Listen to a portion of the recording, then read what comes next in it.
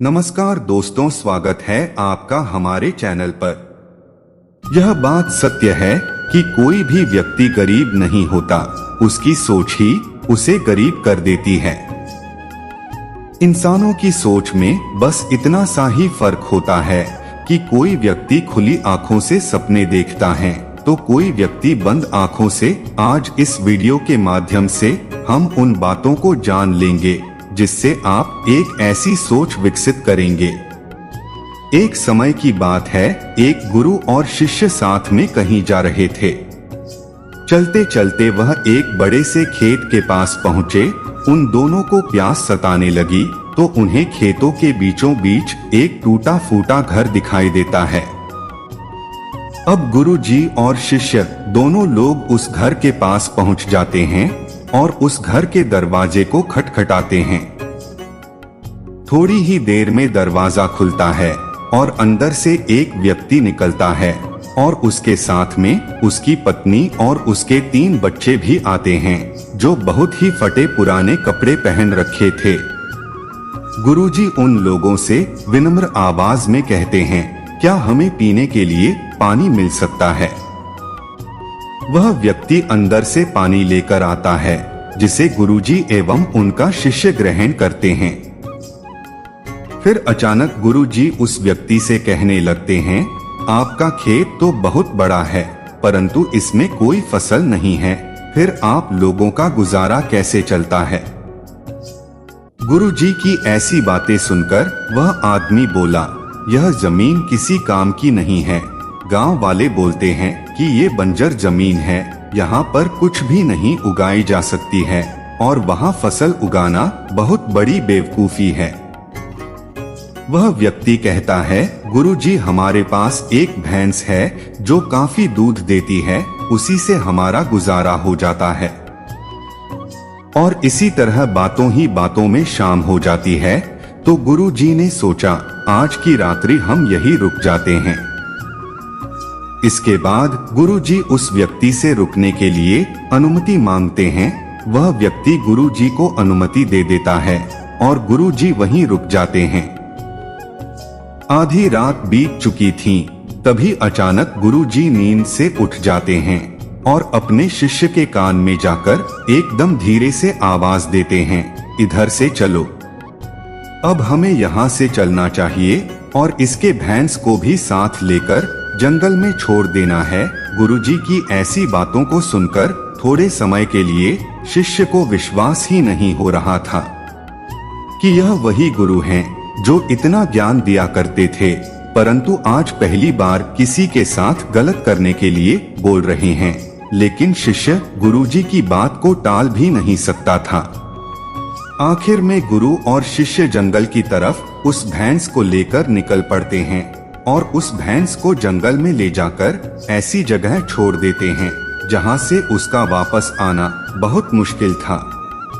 इसके बाद वह गुरु और शिष्य वहां से चले जाते हैं। शिष्य के मन में यह बात हमेशा ही खटकती रहती थी। 10 वर्ष गुजर जाने के बाद शिष्य ही एक बड़ा गुरु बनता है तो उसके मन में विचार आता है कि क्यों ना उस व्यक्ति से मिला जाए जिसकी भैंस हमने जंगल में छोड़ दी थी और उसकी कुछ आर्थिक मदद भी कर देंगे ताकि उसकी आगे की जिंदगी खुशहाल हो सके। इसी विचार से वह निकल पड़ा और कुछ ही समय में उस व्यक्ति के गांव पहुंच गया। वहां का दृश्य देखकर वह चकित हो जाते हैं क्योंकि अब उस खेत में बहुत से वृक्ष थे जिसमें बहुत सारे फल भी लगे थे और झोपड़ी की जगह एक विशाल महल था। यह सब देखकर वह शिष्य मन में विचार करने लगा कि हो सकता है भैंस के चले जाने के कारण वह व्यक्ति सब कुछ बेचकर यहाँ से चला गया होगा और यही सब सोचते हुए वापस लौटने लगते हैं।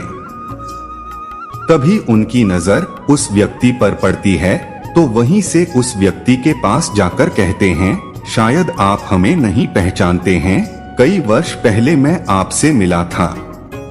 वह व्यक्ति कहता है, मैं आपको कैसे भूल सकता हूँ, आप तो उस दिन बिना बताए ही यहाँ से चले गए और उसी दिन हमारी भैंस भी न जाने कहाँ चली गई जो आज तक नहीं लौटी। कुछ दिनों तक मैं बहुत परेशान रहा, कुछ समझ में नहीं आ रहा था अब क्या करूं, परंतु जीने के लिए कुछ ना कुछ काम करना भी जरूरी था।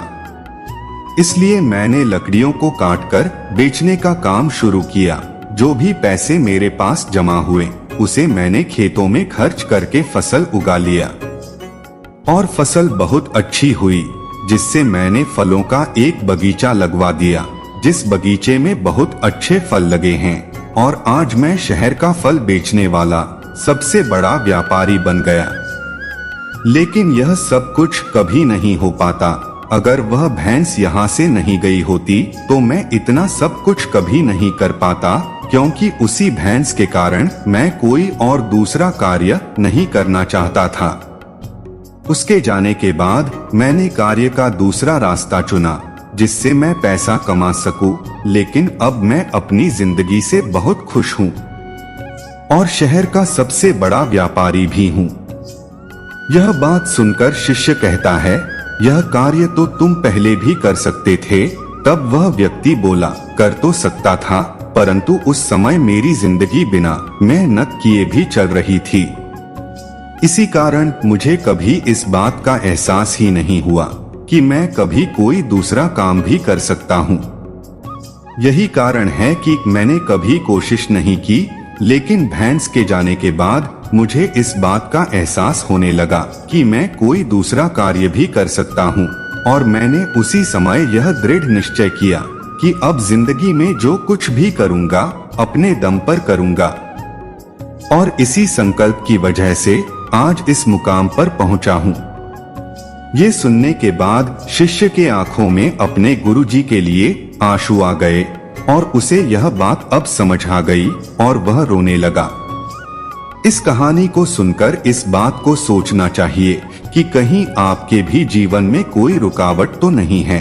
देखिए, आपके पास भी तो भैंस की जैसी कोई दूसरी चीज तो नहीं है जिसने आपको आगे बढ़ने से रोक कर रखा है।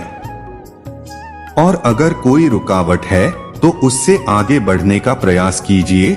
जो आपके पास है उसे खोने का भय मत कीजिए, क्योंकि आपके पास खोने को बहुत कम है, लेकिन कामयाबी के बाद पूरी दुनिया प्राप्त करना भी आपके पास है। दोस्तों, अगर वीडियो अच्छा लगा हो तो वीडियो को लाइक करके चैनल को सब्सक्राइब जरूर कर लीजिए, क्योंकि आगे भी हम ऐसी ही ज्ञानवर्धक वीडियो लाते रहेंगे।